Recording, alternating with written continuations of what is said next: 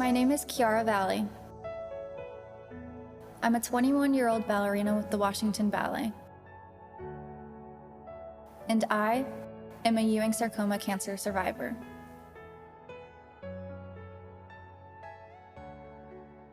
On February 26th of 2018, I was diagnosed with Ewing sarcoma in the left proximal femur. Ewing sarcoma is a rare type of pediatric bone cancer, and there are approximately 200 cases in the US each year. Ewing sarcoma is the second most common bone tumor in adolescents and young adults, but even a relatively common bone tumor is an uncommon diagnosis. So there are probably 1,000 adolescents and young adults diagnosed with Ewing sarcoma every year in the United States, which makes it pretty rare.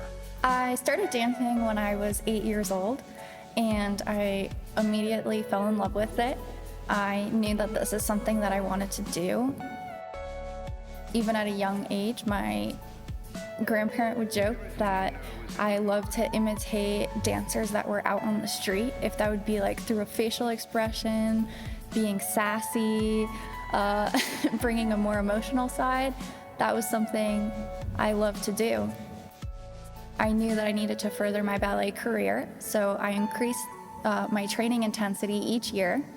And in 2016, I joined the Washington Ballet. It was probably one of the happiest experiences of my life. We first met Chiara in February of 2018.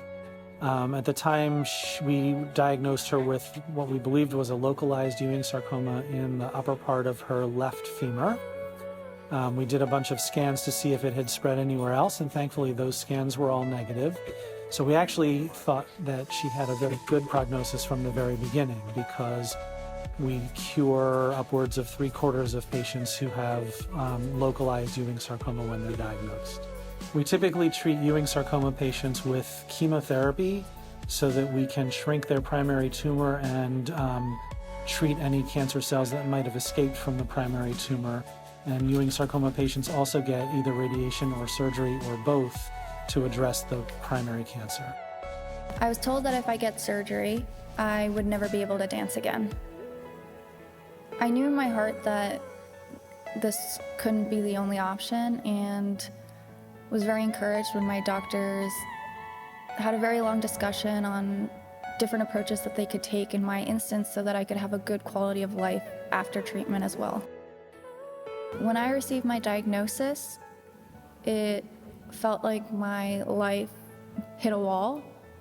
I tried to keep that strong face, but I remember the first night was the first time I cried.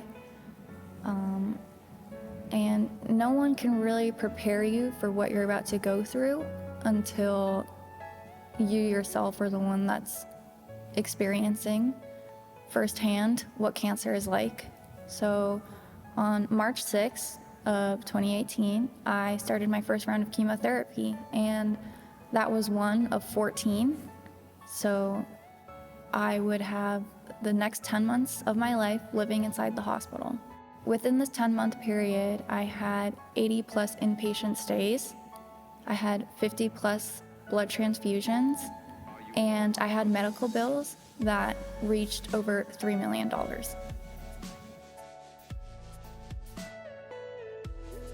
When I was on treatment, there came a time where I said to my parents, I said, I don't know how much longer I can do this. I don't know if I can keep going with this chemotherapy. It takes a lot on your body. I quickly lost my hair. I lost weight. I lost my muscle mass. And I was suffering on the inside despite keeping that smile on my face.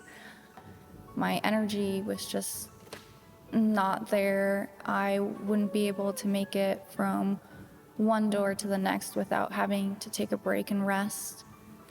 Throughout my treatment, I knew that I had to use my voice in the childhood cancer community. I was inspired by everyone that I met throughout treatment, those that I know have passed, those that are still fighting, and those that have survived have pushed me to fulfill my mission to its fullest. So here in 2019, I founded Wings for Ewing Sarcoma, and it is a nonprofit charitable organization whose mission is to find a cure to Ewing sarcoma and empower all types of childhood cancer patients. And it really warms my heart knowing that I can help make a change to this pediatric cancer community.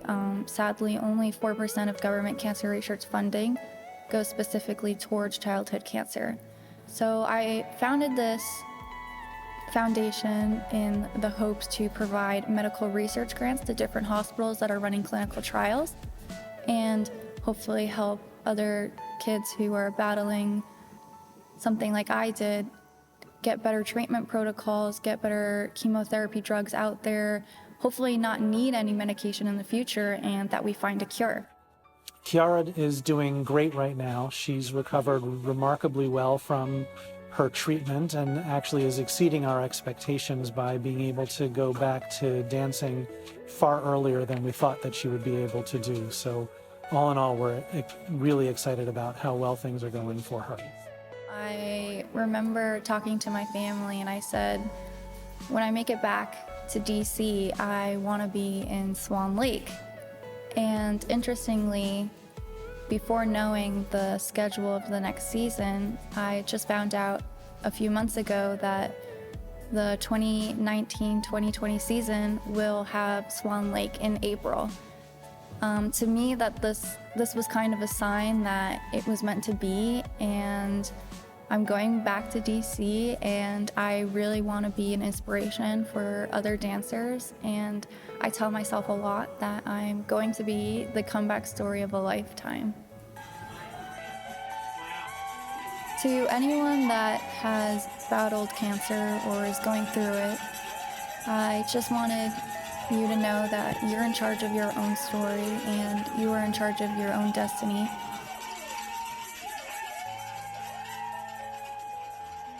A big motto for me throughout treatment was, cancer does not define me.